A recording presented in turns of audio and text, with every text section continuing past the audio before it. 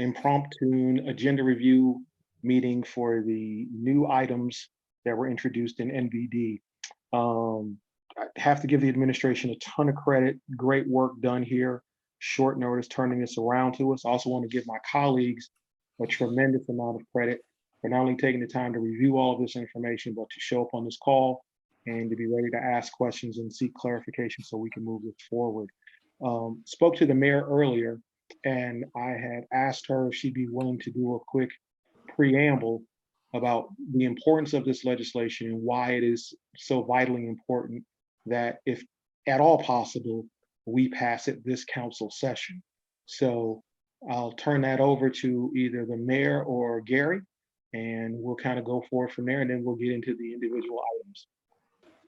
I will, I'll start off and then I'll turn it over to Commissioner Kirkmeyer. At this point in time, many people know that our communities in the city of Rochester, many of our businesses, our residents have been suffering with many of the changes in employment and in struggling in their business. The CARES Act allowed us and gave us some dollars for us to be able to support not only our businesses, but our residents. And this gives us the opportunity to do that.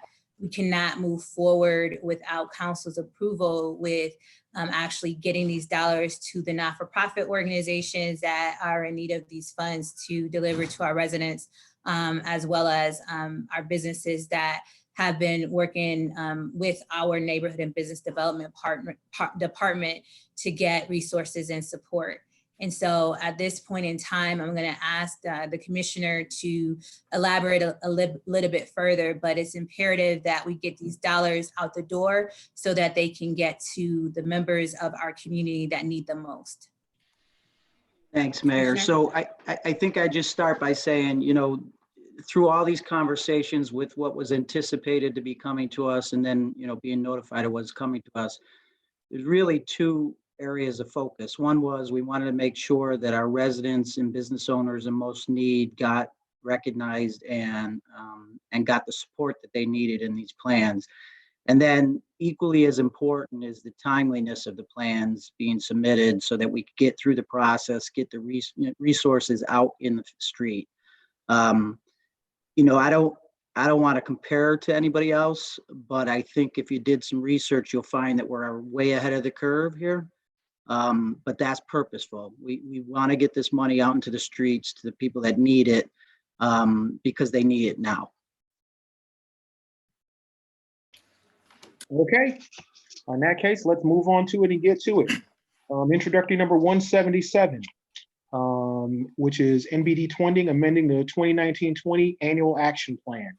From what I understand, this is just the general piece of legislation authorizing the changes to the action plan. Is that correct? Yes, that is correct. Okay. Any other questions, concerns, or comments from any other members of council? Commissioner, this is BJ. I had a quick question, and I haven't had a chance to read my email to see if this has been answered, but we will be reading the comments that were sent in on this legislation at our public hearing, correct? That is correct. So yeah, I think we got 23 comments that'll be read into the record. Thank you. I have just a general question. So the comment period closed yesterday, was it? 5 o'clock today. Oh, 5 o'clock today. Okay. And so those 20 some comments are from that comment period at this point. That's correct. Yep. Okay. From the initial review that you've done, are there any major gaps where people are feeling that we have not taken care of anything in particular that people feel is important? Or do we feel like we're pretty aligned with where people are? Well, I think it's a combination. There's some that pointed out to some things without recognizing, you know, what FEMA covers and other federal funding covers. So, you know, while there might be subjects that people didn't see in the plans, I think it's just more than anything, they're not really recognizing or aware of the various federal funds that are going to address the COVID situation. So, you'll have to, see for yourself and see how you feel about it. But I felt that we were mostly in line with what people felt. Okay, thank you. Any other questions or concerns on introductory 177? No other questions or concerns on 177? All So- right. Just one thing, Mike, Katie, you're showing the statement of necessity, so you have to go to the actual legislation, but the first page of all of them is the statement of necessity. Mhm.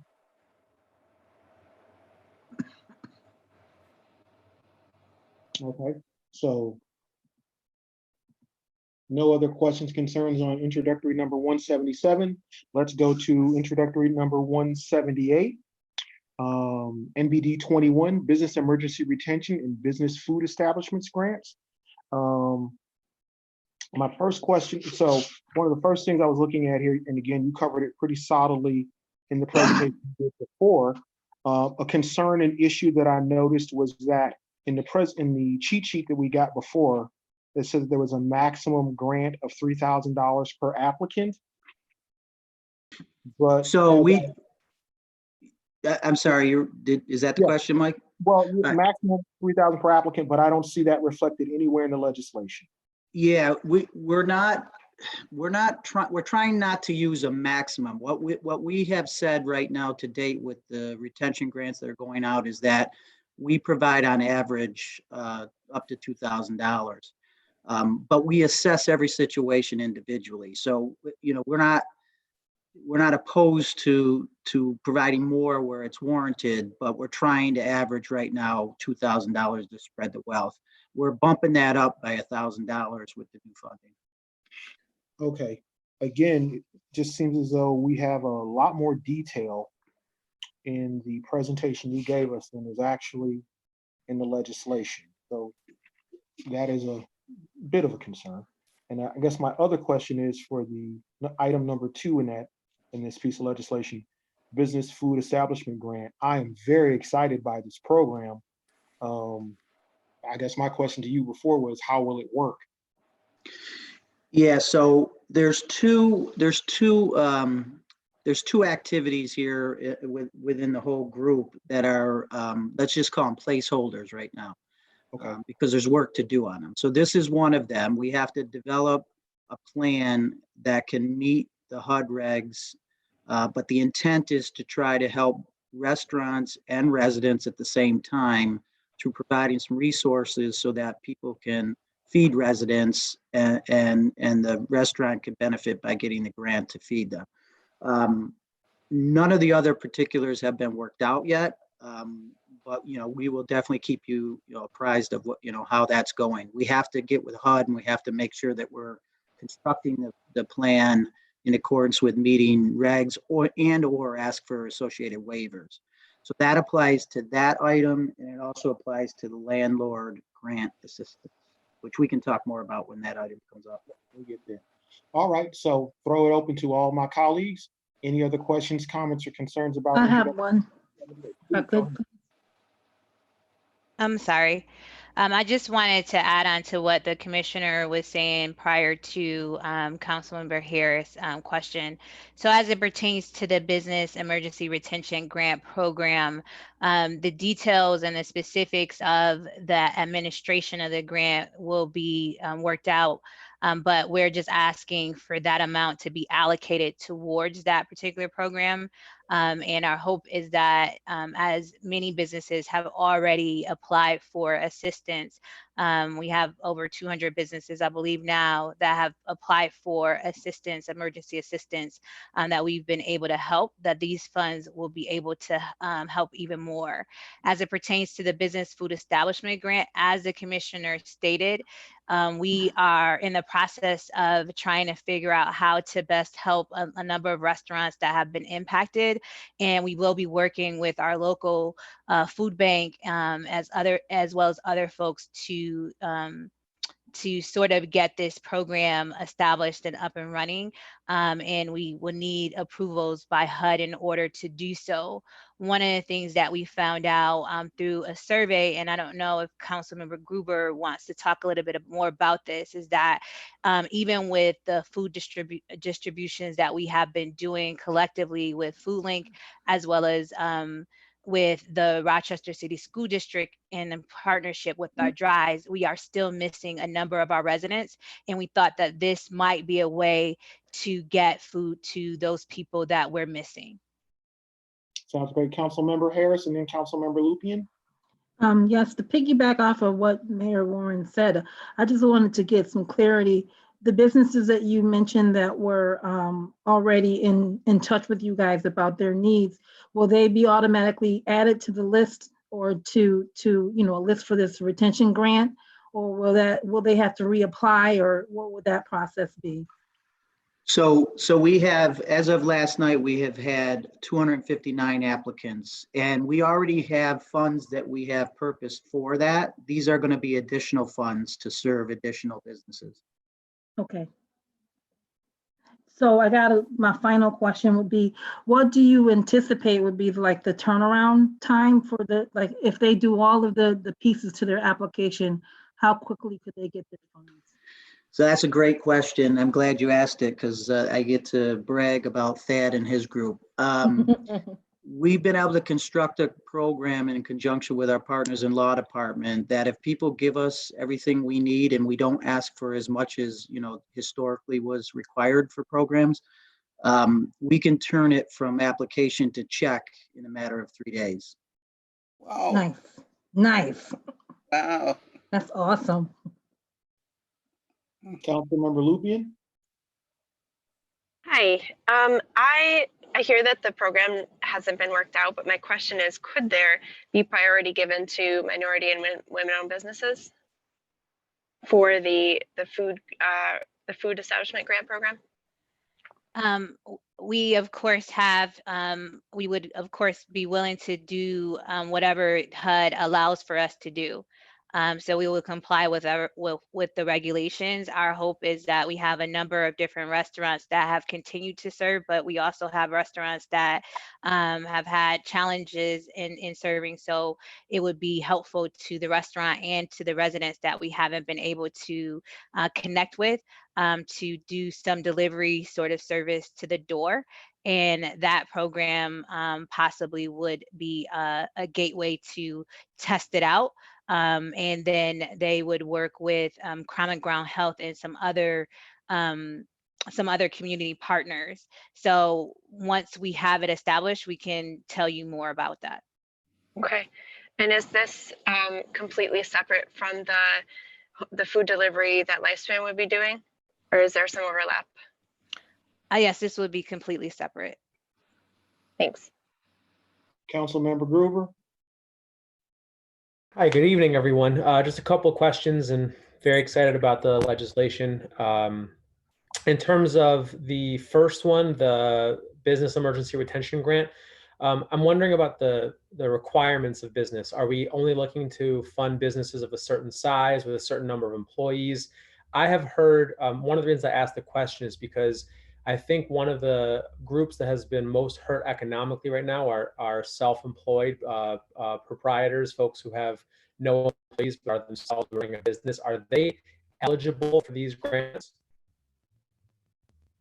I'm gonna defer that question to Thad or Dana. No, Councilman Gruber, we'll look at every single business. Our goal is twofold. Number one, to make sure businesses stay open. Number two, to make sure that they retain those employees that are part of their business organization. So no, a self-employed organization would be eligible to apply. We look at all types of businesses and each one of them are important to us.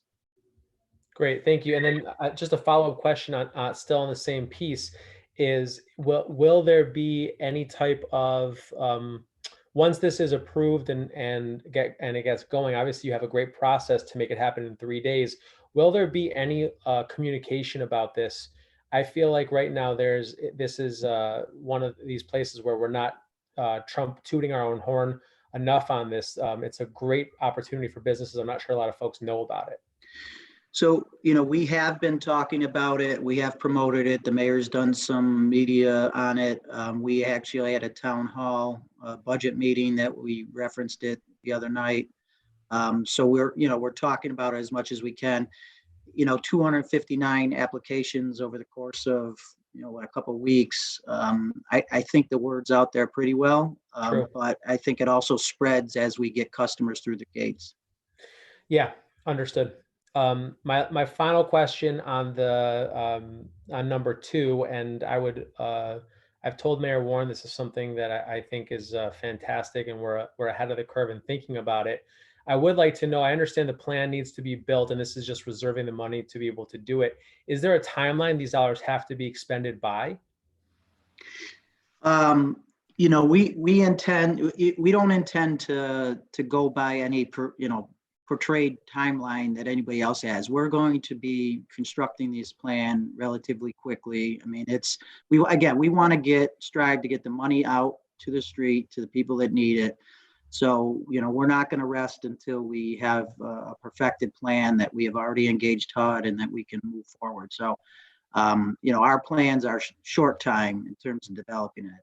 So I don't think we're going to be sitting back waiting. This is going to be something that we continuously work on until we can get through. So I don't envision it taking too long. But just for clarity, Commissioner, do these funds have to be expensed by the end of December or something like that? Is there a timeline like that? None that I'm aware of. Mary Kay, you aware of any timeline like that? I think 2 years. I believe it's 2 years. Yeah. Oh, wow. Yeah. Okay, thank you. And just to reiterate, I would be thrilled to be able to work on that, on some brainstorming with the administration on that one. Councilmember Pio? Yes, real quick. Is this something that not-for-profit or food kitchens can apply for? Because I know there's like the veterans house that really needs some help as well, and they provide food for homeless and homeless veterans. Can they also apply for this? Again, the program has not been outlined yet. And so that's something that we definitely will consider as we start to develop the program.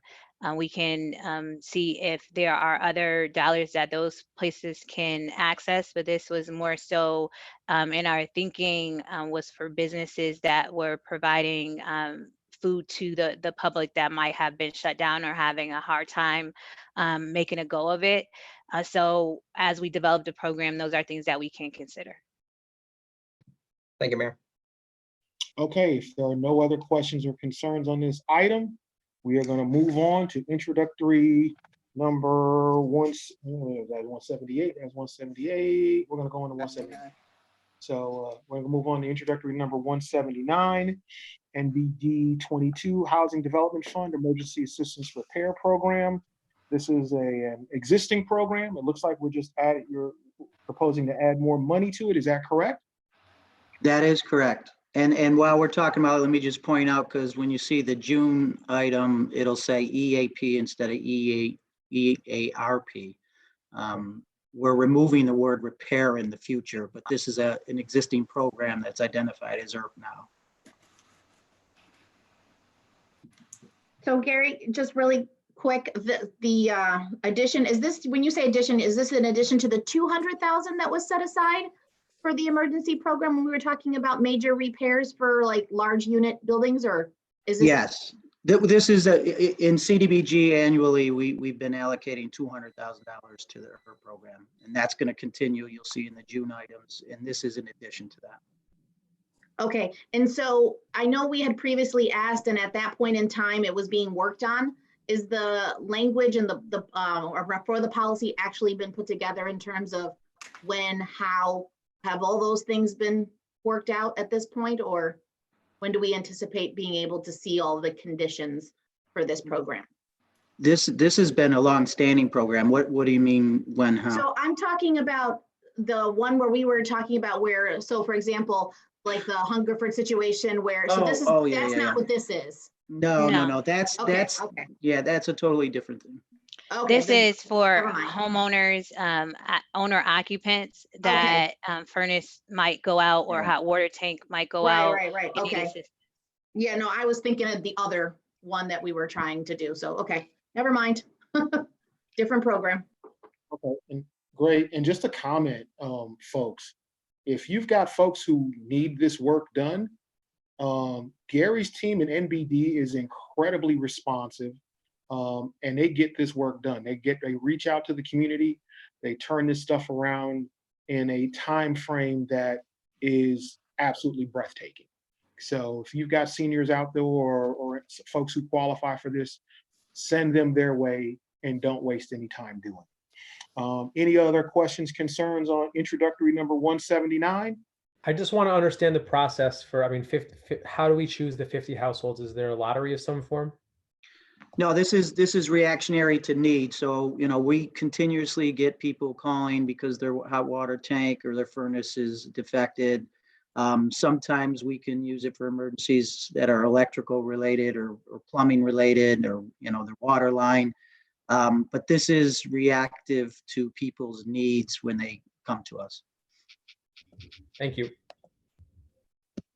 All right, no other questions, comments, concerns, introductory number 179. I have a quick question on Go ahead, 170. ma'am. How is the program advertised? How do homeowners find out about the funding? So, Yeah. I mean, Go ahead. ma'am. Go ahead, Commissioner. So, I mean, on our website, we have obviously all of our programs listed. Currently we use ABC as our application intake. So they're out in the community advertising. We do a lot of, advertising through our service centers, connections to the community. Certainly that was more robust when we were not in the current situation, but even now they're still doing Zoom meetings. So, we try to get the word out through our main pipelines to the community, which primarily in MBD are our service centers. That's awesome. And we don't have a problem with people actually accessing or knowing about it. They call, and we actually have more people that apply than we have funds to provide every year. Is this something they would just call 211 for? 311. They can call 311 and get connected. It's run out of the MBD office. Okay, any other questions, comments, or concerns? Introductory number 179, NBD 22. Seeing none, we'll move on now to introductory number 180, NBD number 23, new program, Landlord Rehabilitation Grant Program. In our earlier presentation, it was stated there'd be a 2K max to prepare vacant units for affordable housing rental. That isn't reflected in the legislation. If you can comment on that, and we can then open up the floor. So it's not reflected. So it is actually allocating the money to be able to operate the program for the landlord assistance, and it describes exactly how we would be choosing landlords and the assistance that they would be providing. We have a number of different landlords, of course, and folks that are currently maybe homeless and need to get in a shelter, and landlords that don't necessarily have the dollars right now to repair those. So we're hopeful that through this program, we'll be able to assist landlords as well as our residents that need a place to stay. And I'll turn it over to the commissioner to talk more specifically about that. Yeah, so that's exactly right. As the mayor said, I mean, I think I have a meeting with all the landlord association presidents next week to begin conversations, not only on this, but other subjects. Plus, we've already surveyed, so for some feedback, some landlords.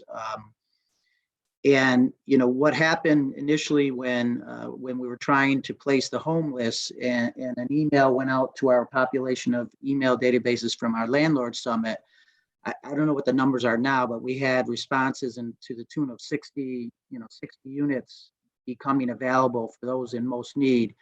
And so, we already know that we have landlords that want to provide that resource. But as the mayor alluded to, right now are tough times for everybody, including landlords. And so we want to make sure that this is, again, it's one of those things that touches two different parties, right? It's landlords, but it's also residents that are in most need of housing. So as we construct the program, we will definitely keep you apprised. Questions, comments, concerns? Yeah, I just have a quick Yeah, I just have a quick question. Okay. Gary, last I knew, there were about 3 established associations for property owners that we were, obviously with the Landlord Summit, there was several different, hundreds and hundreds of people. But as far as established associations, there were 3. Is that still the case? When you say you're meeting with the President Association, how many? No, there's probably 6 recognizable organizations. Some of them are real estate investment groups. Some of them are, the truer, what we've had longstanding landlord associations. We've got about 6 unique groups. One formed under, the state umbrella of Under One Roof. And so there's been a couple additions, but those are the folks that I'm referring to when I say that. We have about 6. Can you possibly, because all I had were 3 the last I knew, can you possibly provide us so we can all be on the same page as to how many that you, when you're talking about it, who you're referencing, so that if there's anyone missing in particular, just in case, that we can either send that to you? That would be great. Yes, absolutely. Great, thank you.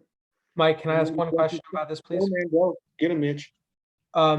Commissioner, I guess I want to know if there's any way, and Mayor, sorry, I want to know if there's any way to link this, in fact, to the letter that you referenced, trying to get folks to be able to show units to the homeless or formerly homeless. I know that's been a struggle for a while, and I understand we can't be, we can't be discriminatory in this, but can we offer incentives for the landlords who are in fact willing to open up for folks who need housing? Can we help get some of this money into those specific landlords?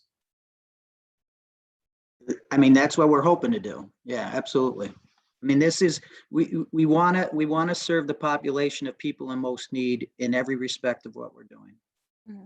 Can it be a, I mean, can it be a tit for tat? Can we say explicitly that these monies are eligible for landlords who fit this particular profile because you're doing this particular work? Well, so I initially, when you're trying to get money out, I don't know that you want to be so focused that you prevent it from going out. But that doesn't mean that we can't have a scaling effect to the funding that's provided, where it further incentivizes, who we're serving. So to be more specifically, what the commissioner is stating is that our goal is to get this to landlords that will be serving this particular population, and they will be given due consideration if they agree to serve that particular population that's homeless, population that currently is struggling right now, and those the funds will be utilized to help those landlords first. But we don't want to limit the program to only those, because that may be an issue with getting the dollars out the door, but those people will be given priority. Understood. Thanks. Right. Mitch, I think that issue gets addressed in NBD 28, introductory number 185. So keep that question and get ready to come back to it. Councilmember Pio. Yes, is there a limit on how many times they can apply for this? Can they apply per unit or per location, the landlord? So that's definitely one of the things we have to take into a consideration in constructing the program. Again, you want to also try to set up things to spread the wealth and incentivize lots of participation. So it might be something that we set up with the intent to limit it to, let's just say 2, right, for a landlord. And then if we see that it's not being spent, we might have to amend that. But we definitely would want to start with some limiting factor to entice more people to participate. Thank you, Commissioner. Any other questions? I have a question. Go, Mary. I kind of have two questions around, one around eligibility, and the other around kind of accountability, maybe. One is, similar to Mitch's question, to Councilmember Gruber's question, could we lower the AMI to maybe 60 or 50% and potentially tie it to more affordable rents? We could, yes. So I mean, we're already forced to do 80 and below, but we could lower it to 60. Yep, that could be one of the criteria. Okay. And then my second question is, if the apartments are vacant and we're making the repairs to turn it around quickly, how do we know, I guess, how do we follow up to make sure the person that gets the apartment, because theoretically, unless maybe it's a reimbursement, but the way I was thinking about it is they would get the money, make the repairs, and then have the tenant. And so when the tenant comes in towards the end, how are we going to know, how are we going to follow up with that? What I would envision is they don't get the money till the tenant is housed. Got it. Thank you. You had another one, Mary? Or you got them both covered? Yep, got him. Okay, no other questions, concerns on introductory number 180, NBD 23. Let's move on to introductory number 181, NBD 24. Agreement, the Legal Aid Society of Rochester, New York, Rental Market Fund Landlord Tenant Services. This is an existing program. It's just additional dollars. Is that correct? Yes. Okay, questions, comments, concerns? I have a question, just real quickly. Can you just brief me again? I'm forgetting about what services, because it's services for the landlords and the tenant. Can you just give me some information about the services that are being provided, please? So I can start that and then kick it to Carol if she's got anything to add. This is, we talked about one of the primary focuses in all the funding was eviction prevention. So this is the legal end of eviction prevention services. Carol, am I missing anything? Right. Yes, it is services for landlords as far as making sure that they understand what their rights and responsibilities are, but also helping them to navigate what resources may be available in the community to help them, particularly in this particular situation. And as far as tenants, it's the same thing. We want to make sure that they understand their rights and responsibilities, but more so is making sure that we have representation in eviction court for the tenants. So the reason I'm sorry. Go ahead. Council Vice President, please. It's just a follow-up, Madam President, if allowed, please. So the anticipation, thank you. So the anticipation is, and I'm wondering if this is, because this is COVID related, of course, which I think it's great, because we know that we have a lot of people potentially who are struggling paying their rent for the next couple of months. And then we know that there is a break or a stop in evictions right now, but we know come June 1st, potentially there may be this great a lot of requests potentially for evictions for those who could not work out deals. Is this being proactive to help try to combat, these a large amount of people being evicted come June 1st? Will this assist in that, or is this hopeful that this would assist in that? Yeah, I mean, that's certainly Absolutely. what it's intended for. In addition, you'll see when we get to the ESG item that, it's being done in 2 phases, because we anticipate the second phase needing more rent assistance, because like you referenced, when they open up that door to evictions, that's when really the rubber is going to hit the road, where people have rent needs. They have rent needs now, but they can't be evicted right now. So, this is purposeful to get the money out now to some things that might be needed earlier in the process. My last piece, Madam President, and I promise I'll be quiet. Now, thank you for your patience with me. So again, we're always talking about how does the public know about these resources? I think it's imperative that, if the public knows, hey, I'm going to be evicted, I don't know what to do, or a landlord know, how are we getting this information out to the public to know that this help and assistance potentially will be there for them? So certainly anybody that calls the city can be directed as such, and we do get a lot of those phone calls. I mean, we don't just get calls about code violations, we get calls about every aspect of tenant-landlord relationships, as do all of our community partners. So, we, between the city, its community partners, resources that are typically called like 311, 211, all of those funnel people to the proper, paths. And everybody's really intimately familiar with how to direct people when they need legal assistance. I want to go back to the question that Vice President Lightfoot raised is exactly where I was going with this one. Typically on this, they're working out agreements between the tenants and the landlords and showing them about the rights and the court process and all of that. But if we're talking about preventing homelessness, a lot of times those disagreements are because the tenant hasn't paid the rent. So how do we connect those resources that are available herein to pay that back rent so they don't even have to go through that whole court process? And the other thing is we've got the pot of money that we're providing for landlords to make repairs, because that also is often a part of it. Tenants stop paying the rent because something wasn't fixed.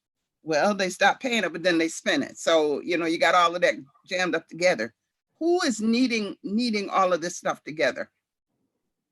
So, certainly you'll see in these other items that we do have some rental assistance going out now, right? So there's 900,000 in CDBG that's going towards that effort now. We have the second phase of ESG that's going to be primarily focused on rental assistance. So I think it does all work together. I know it sounds disconnected, but it does all work together. All of these agencies know who does what. We're using the same agencies that we've always partnered with. Everyone that touches anybody in any of these spaces knows which agency does what and how they can get help, whether it's rent assistance, which exists now, or a legal assistance. Carol, you got anything else? Sure. And I think just because we know that there's going to be such an increase in the number of cases, that all the groups are getting together kind of like as we speak to kind of determine what's going to be the best way to make sure that we accommodate everyone. So making sure that there is the awareness and a very simple process for everyone to get through to make sure that we are able to assist as many people as possible. So our community partners, again, they are aware of, all the issues, but also aware of the resources, and just making sure that, yes, everyone collectively is coordinating so that we can actually maximize and strategically get the funds out as quickly as possible to those that are in need. So there's no central intake kind of function anywhere, is it? Well, that's one of the things that's being discussed right now as far as is that something that is needed. But right now, there are, say, calls that go into like 211. They would direct you to, the resources in the community. But right now, some of the things that are being discussed is, okay, is there something else that needs to be done to make sure that, one, the word is out there, widely, as well as making sure all the infrastructure is in place to make sure that people are able to get through the processes. So some of those partners include, the county, they include Catholic Family Center, they include the United Way, they include the Legal Aid Society and Lonnie and the Housing Council, who historically have been working in this area. But now it's just knowing and understanding that there will be an increase. All right, let's just make sure that we are being as efficient as possible to make sure that everyone that is in need, they know when, where, how to access the resources that are out there. So I have a concern around this item in particular. We've got an awful lot of illegal lockouts occurring right now. I understand that you're not supposed to be able to evict nobody. We got a bunch of folks just locking people out. That's happening every day. How are we looking to increase, or can we do something to make the community more aware of the fact that if you're renting a room and they lock you out, it's illegal and you still have rights? how does this piece of legislation tie into that issue? So that's something that I know that the governor and his team, as well as the AG's office, is working on. They sent us an email about it yesterday, and we can forward that information on to you. They're working with the RPD and Chief Singletary on this issue because we do recognize that this is something that's occurring. It's an unintended, consequence, and so we are working with the governor's office on this matter. And I just want to commend the service centers and the RPD for the work that they're doing. I called them on an issue a couple of days ago and they both handled it well. Any other Thank you. questions, concerns on introductory number 181, NBD 24? Anybody? Okay, at this time, let's move on to introductory number 182, NBD 25, agreements to Housing Council at Passstone and Empire Justice Center, Homeownership Fund Foreclosure Prevention Program. This is an existing program. Looks as though we're just adding more dollars to it. Is that correct? That's correct. Similar to these other programs, it's with anticipation of an increased demand. Questions, comments, or concerns, colleagues? I just have a general question for an update on this. How many do we hope to serve with this additional 75,000 is the first question. And then the second question is if we can get an update from them on how successful they've been thus far. I gotta assume they have some sort of a tracker that says these are the number of clients and the outcomes for each of the cases. That would be helpful to know. Thank you. Sure. Yeah, In general, they go ahead, Karen. service roughly 140 households every year, and maybe, give or take a little bit less, a little bit more. But usually there is in excess of 90% resolvement or success in the assistance that they're providing to individuals.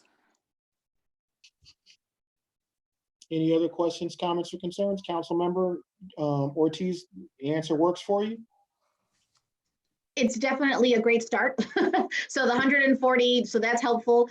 If they have any more specifics in terms of, loan modified or, completely resolved. However, I gotta think that they have more categories in terms of outcomes. If there is any more specific data in terms of the outcomes, that would be helpful. It's appreciative of what you do know and what you told us.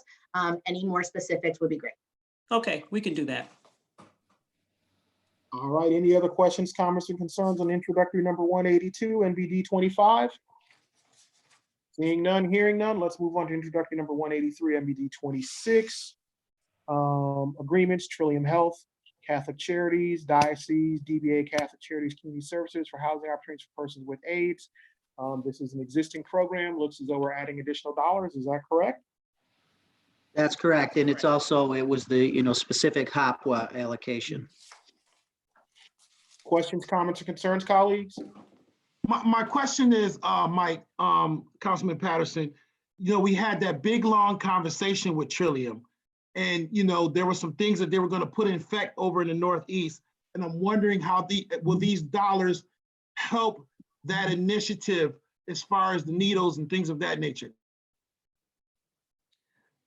This won't help with that. This is more for the program for persons who have HIV and AIDS. That's what this program is for. Okay, thank you. Yeah, providing housing assistance. Got it. Thank you. Any other questions, comments, or concerns, colleagues? Seeing none, we're going to move on to introductory number 184, NBD 27, agreements for aging in place food distribution program. This is really cool. Looks as though it's a new program. Looks as though it's a new program. We're tapping into an existing program. My question is, are we tapping into Lifespan in their congregate feeding program over at Sibley's, or is this something totally different? And I guess my only other concern, peeve, grumble is why is it only $20,000? So I'm going to let Carol or Leah speak to that, but it is a new program, and they can speak to the other two. It is a new program, and while there may be some individuals that they service in the Sibley building that may be able to access this particular activity, it really is being dictated by the calls that are coming into Lifespan throughout the community, that there is this need. And so they're needing to actually deliver food to individuals in their homes. Okay. Is this more like a grocery delivery? It is grocery, particularly when in speaking with Lifespan, that is a big need, is that they are in need of groceries and particularly perishable foods. So I think the assumption was initially that it was like prepared meals or something, but that's not necessarily what this is. This is those grocery runs and things that people need, the eggs and the milk and that kind of thing. Absolutely. Yeah. So are they paying for the groceries too? Excuse me? Or are they paying for the groceries and the service to deliver, or just the delivery service? In some cases, it's both. I would just say, over the last month, my other job, we've FoodLink and Lifespan have partnered. We are distributing about 500 of these grocery boxes per week that we're giving to Lifespan, that they are distributing, delivering right to their folks. Which leads me to the only question I have. I mean, this is a great project, but I agree with Chair Patterson.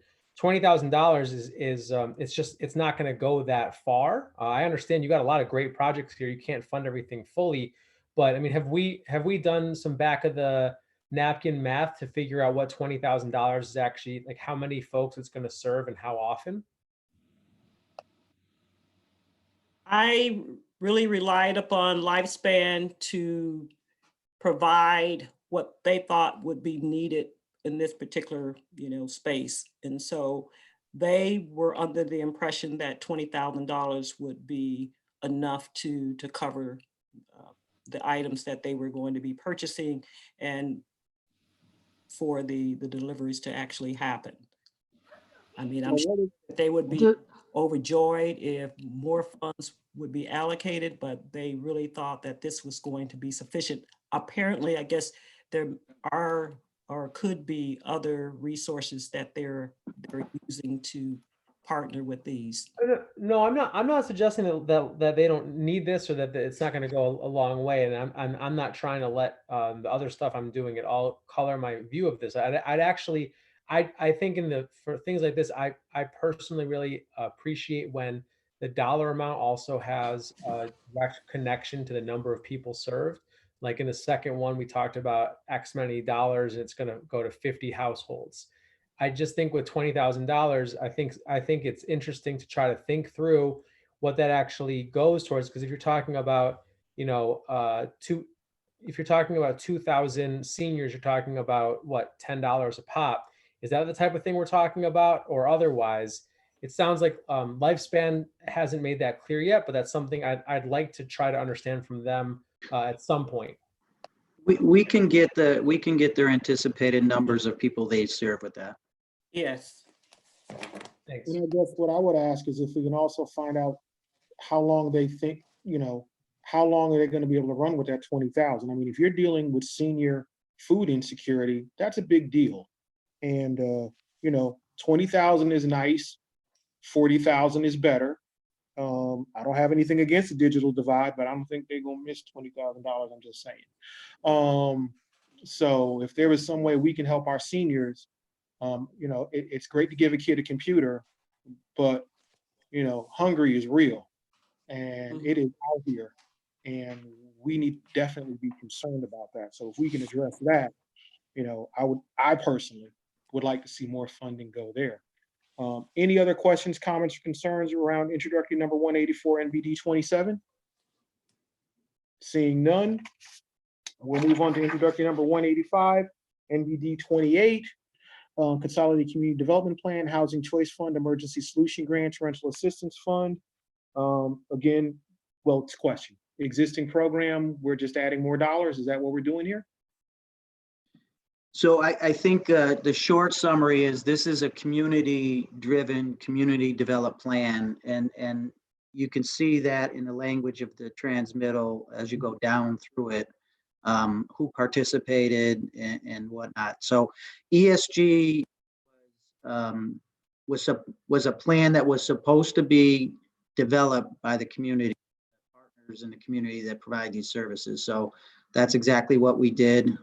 Staff worked with community over a period of several weeks before we even knew what funding.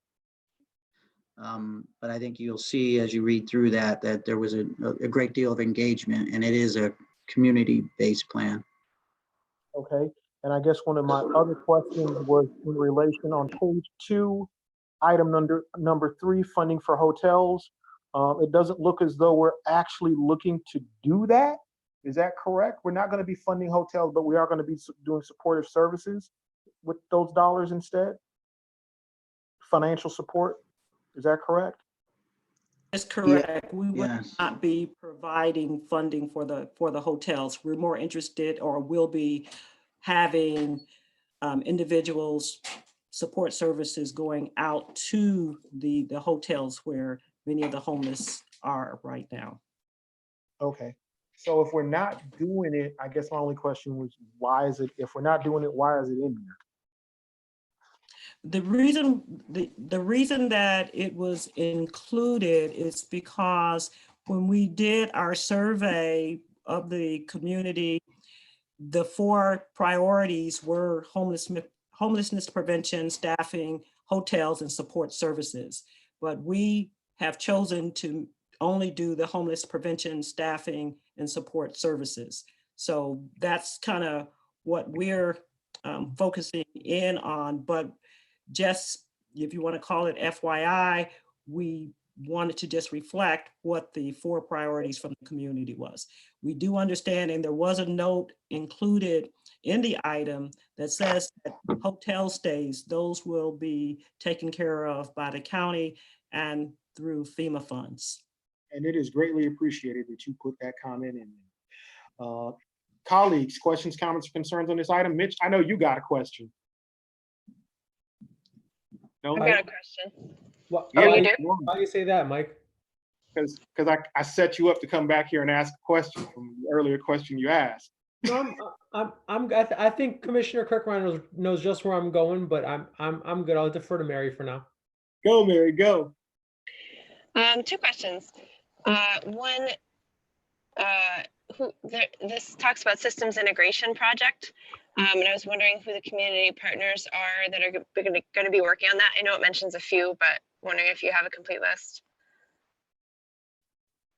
I'm going to defer to John for that. Yeah. Hi, Council Member Lupien. So we do have a list, and it's an exhaustive list, but it's led by Really United Way, Catholic Family Center, and there's a group that has a name very similar to the Systems Integration Project, but it's not exactly that. I will send out a list to all council members of the groups that are involved in leading it and that are also being involved, just to kind of give input. Yeah, I'd be interested. Thank you. And my other question is maybe not necessarily, well, it's not really tied to this, but I know there's some organizations that didn't apply for this round of funding because they were waiting for the previous round of funding. And do we know when that will be released? Do we know when the next funding will be released? The previous round. The normal CDBG and ESG dollars. Oh, I think we've already, did that already happen, John? So actually, awards for both the regular year RFP ESG funds and for the CARES Act ESG funding, we're going to announce that shortly. Typically, we don't announce any awards until we refer to council. We don't want to let people know they have money before it's totally formally in place. But we are going to announce that a little bit early this year so everybody knows what their awards are. Thanks. Councilmember Pio. Yes, I see the list there. I don't see anything for dedicated for homeless veterans. Is that something they would have to apply to get on this list and they just didn't apply, or were they not chosen? They didn't apply for the COVID dollars. And that's what this is related to. This is just for the funds that were included in the CARES Act. So they did not apply for these funds. Okay, thank you. All right, colleagues, any other questions, comments, or concerns on this item? All right, seeing none, we're going to move on to NBD 29, Appropriation and Agreement, Program to Address the Digital Divide. Brand new program, really a nice partnership we're putting together here. Does anybody else have any questions, comments, or concerns on this item? Oh, Mary, you got to have a question. Really? Okay. I do. Okay, all right, there we go. I was shaking my head, so I don't know if you could see me. Two questions. Who will be actually making the purchase of the equipment? Is that going to be the city or United Way? The United Way. Okay. And after talking with some folks at RCSD, there was a little bit of maybe uncertainty still around if they have so far identified who's getting the devices. No, they did 2 online surveys, but I don't think the response rate was what they had hoped. And will there be further efforts to kind of match students with devices? Yes, I met with Deputy Superintendent Quick about this project, and they have identified the 5th graders who would be receiving these devices. So that is a very specific group. We're looking at the group of students who have not been included in any other distributions, and their surveys were really about collecting different pieces of data. So we've put them all together, and the Rochester Area Community Foundation, who asked for those surveys to be done, they've received those results, they've shared them, we've met about them, and they do understand and have identified the students who would be receiving these machines. That's really great. So it's going to be 5th grade? It would be 5th grade, yes. Okay, great. And I guess a follow-up to that first question is, I know sometimes when money goes through organizations, they take a fee. Is that going to be happening with United Way? No, the United Way is not going to take a fee. They're going to purchase the machines. This funding is reimbursement based, so they will be reimbursed for the machines that they purchase as a part of our agreement with them. Okay, great. Thank you so much. Councilmember Patterson, I have a question. Go ahead, Councilmember Evans. Do you know, Commissioner Torres, how quickly, when this goes through, how quickly they'll be able to get those machines in the young folks' hands? Yes, we met about that. We've mapped out a timeline where the school district can have them outfitted and ready to go as fast as possible. Going this way for the purchasing is the way to expedite this entire process. So there's an estimated timeline of 2 to 3 weeks from the approval of this, your approval of this, for those Chromebooks to be purchased, to be outfitted by RCSD, and for them to have scheduled the distribution. It's excellent. I just want to say this is I think an excellent program as we talk about the digital divide and all that's happening with COVID.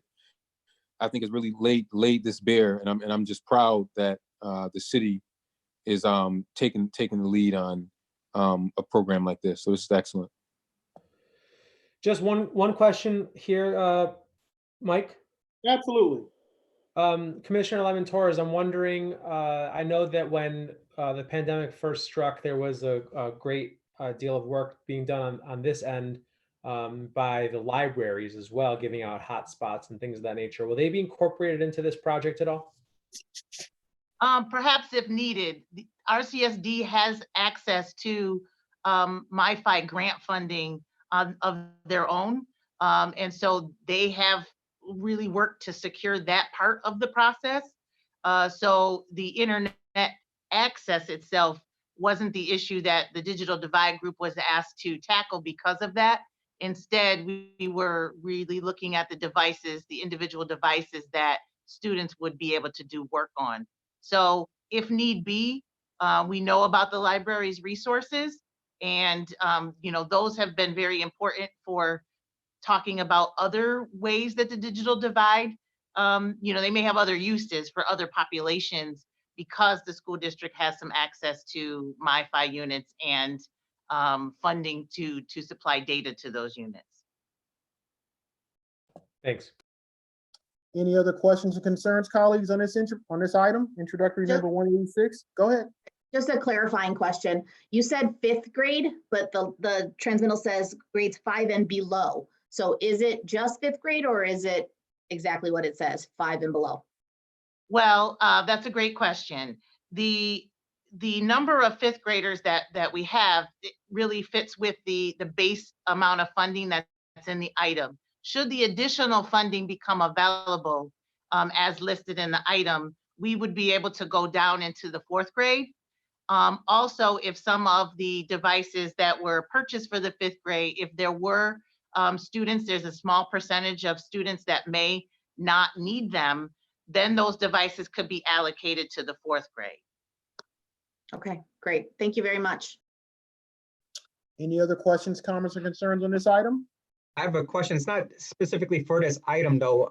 Now it's fantastic to have these computers when it comes to internet access. I know that that's a big issue. I know you talked about the MiFis.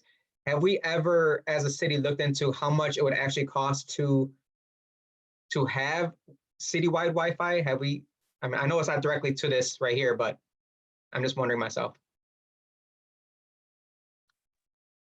I mean, it's not anything that I personally been involved with. I don't know if Commissioner Lyman Torres has been involved with that conversation.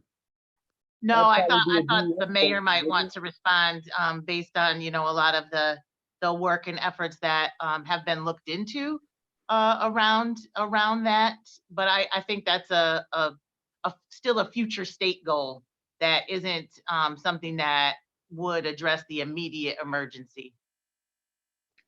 There was at one point, I don't know if anything else has happened since, but the last I knew that the city and the school district had tried to submit for a grant that would have allowed us to try to do citywide access. But unfortunately, we were deemed too large. It was geared more towards rural areas. And so since that funding stream unfortunately was not made available to us, last I knew, they were brainstorming other opportunities to try to get it done, but that's the last I knew. Okay, last time, any other questions, comments, or concerns on this particular item? Introductory number 186, NBD 29. Okay, there aren't any. Just a general question for the group, council members. What do you think about what you've heard? What do you think about the legislation as it's presented? Nice job, Mike. Nice job, administration. Gary, your team, this is right on time. Good job. Thank you, guys. When do we anticipate getting those 20+ comments that you mentioned in the beginning? So, council member, I think I have those in my email right now. I just got them while I was in another meeting before this meeting. But when we have our public hearings tomorrow after our committee meetings, they will all be read into the record during the public hearing, and you will have them either tonight or tomorrow. Okay. Okay, I thank just wanted to say, I just wanted to say, Councilmember Patterson, what I like in terms of this legislation is that it really builds upon a lot of popular programs that are very subscribed to already. So, I mean, for me, I mean, not to discount anything, I think a lot of this is great and a no-brainer. And I think it's great that we're going to be able to help a lot more people in areas that will definitely be emerging as challenges when we come out of this COVID situation. I always remind people that the average American come up with less than $400 for an emergency. So when you talk about getting your hot water heater fixed, or some of the basic necessities that some of us take for granted. In a city like Rochester, there's a lot of need, and this will go a long way to helping folks. It's not gonna do everything, but I think that this is a great start, and I appreciate it being pulled together so quickly. And I intend to definitely support it. Okay. I'd like to add to that, Gary, commendations to you and your team. I've worked on projects like this where you get a boatload of money and got to get it out real fast. What we see before us gives no inkling of the amount of work that it took to get this where it is. So I certainly commend you all. And then to talk about getting checks out in 3 days, that's just unbelievable. Outstanding. Well, we appreciate that, and absolutely got to give credit to all the staff and our community partners that worked really hard and continue to work hard in this process. And of course, the work is only beginning, because once we get the money, we have to get it out. So staff have been phenomenal. Not a lot of sleep, and I thought we had a pretty good plan, and I thought they did a really good job of investigating all opportunities with a short time frame. Can I just say, I got to mess with Councilman Patterson a little bit on this one. 3 days, you guys are doing better than the federal government with the 3-day turnaround. Yo, man, who you telling, brother? No, they're real with their 3-day turnaround. We'll just put it like that.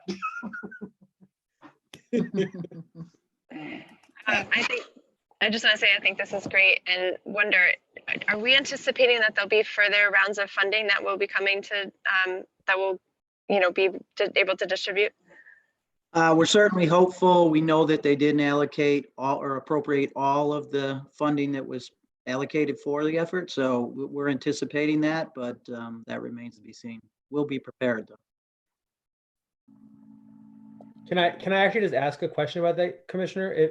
If there was a magic wand and there was another $1 million, would it be adding dollars to these programs that were created, or would it be establishing additional programs as well? So I think time will tell, so I think maybe even from the federal government perspective, that might be purposeful, because the needs of 2 months from now might be different than the needs of today. We just have to take this as it goes. But we have to base what our assessment on is the timing of the notification of the funding. And right now we feel like this is the best way to spend it, as does the community partners who participated. But if that comes out in 3 months from now, it might be different things that we think about. And it could be based on what happens as a result of trying to get the money out this way too. Commissioner, is there a resource within all of this for the deaf and hard of hearing to make sure they get access to all of these goodies? So I don't know if Carol can speak to that, or Lee. I'm sure that I don't want to make assumptions, but I have to assume that our providers have provisions to help the hearing impaired. Carol, can you speak to that? Yes, I can say that all of our partners, they do have a way of making sure that they're connecting to those that may be hard of hearing, but also do want to just make people aware that we ourselves have a language access plan, which actually reflects who, if it's not any of our partners, but also who actually has those particular services to make sure that the word gets out. Okay, thank you. I make one comment quickly here, and again, we're passing kudos around, and there's no shortage of kudos, but I really want to thank my team for what they've done. Carol and Leah have worked really, really hard to pull all this together. John was on a Zoom call this afternoon with his baby in his lap while we were trying to get these things done. Thad has sacrificed so much time and effort to get these things out in the 3-day period. And, it's just been a real thing. Our commissioner is up at 4 a.m. sending out emails. That's how dedicated he is. And not only that, he expects us to be reading them. And we've had tremendous support from BJ on your side, from Josanne on our side, and Marguerite. We've had to write and rewrite each of these, I think, probably close to 3 times now. So it's been tremendous. And Mary Kay really got this whole thing going in a meeting that we had with HUD. I mean, HUD was very generous in giving us almost $7.5 million more than we've had, but also gave us the task of trying to get this done very quickly. So I really just, this has been a true team effort. Hey, there's the baby back. Hey, Frankie. So saying hi, everybody. And you know, it's just been a true effort across the board. The work that Commissioner Lyman Torres has done to make sure that DRIVES is included in this and it doesn't end up being just a straight MBD thing is tremendous. So thank you to everybody who's worked so hard on this. And you know, this is just fantastic to get money and then be able to put it to good use. Okay, well, just before we go real quick, I was just hoping to just kind of get everybody's feeling on every individual piece of legislation real quick. I understand we haven't read the comments, so that's your disclaimer and that's your out. But based upon what you've heard today, introductory number, just go through them in order. So introductory number 177, NBD 20. Any issues, comments, concerns, you know, major sticking points for anybody? Nothing? Okay. Introductory number 178, NBD 21, Business Emergency Retention and Business Food Establishment Grants. Any major issues, concerns, sticking points? Anybody? Seeing none, hearing none. Mike, the only thing I would say is on things like that, I just, you know, things that don't have a formal plan yet, like the one related to food, I have no issue about voting for it. It's the right thing to be spending money on. I just want to make sure we're all in agreement of when there will be a plan that is established and shared with us so that we can know. And that is a great point. Doesn't need to be, I'm not saying it needs to be done by the time we vote on it, Commissioner. Tomorrow, right. Fair enough. Yes, I mean, we can get you a commitment date for sure. And again, we're not going to do it in a vacuum. You know, we want to make sure that everybody has valuable input, and we want to make sure we construct something that is reasonable, appropriate, and can reach the right intended target population. Introductory number 179, NBD 22, Emergency Assistance Repair Program. Questions, no issues, sticking points, anybody? Hearing nothing. Introductory number 180, NBD 23, Landlord Rehabilitation Grants. Questions, sticking points, issues, anybody?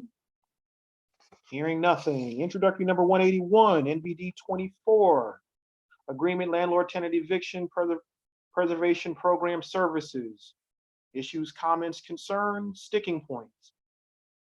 Seeing none. Introductory number 182, NBD 25. Agreements, Foreclosure Prevention Program, CARES Act. Issues, concerns, sticking points. Okay, seeing none. Introductory number 183, NBD 26. Agreement, Housing Opportunities for Persons with AIDS. No sticking points, no issues. All right. Introductory number 184, NBD 27, Agreement, Aging in Place Home Food Distribution for Seniors Program. I'm voting for it, but I want more money. Anybody else got any issues or concerns? No? Okay. Introductory number 185, NBD 28, Homeless and Homeless Eviction Prevention Services Agreements, Emergency Solution Grants. Issues, comments, concerns, sticking points, none? Okay. And finally, introductory number 186, NBD 29, Appropriation Agreement, Programming to Address the Digital Divide. No issues, comments, sticking points. Okay, well, you know, we'll be getting some answers to our questions tomorrow. These items will be coming up in committee. It is my hope that barring anything earth-shattering in the public comments, that we might be able to move these efficiently. Unless somebody else has anything else, I think we're done. Can you guys hear me? Yep. Yep, I'm going to end the meeting now. Have a good night.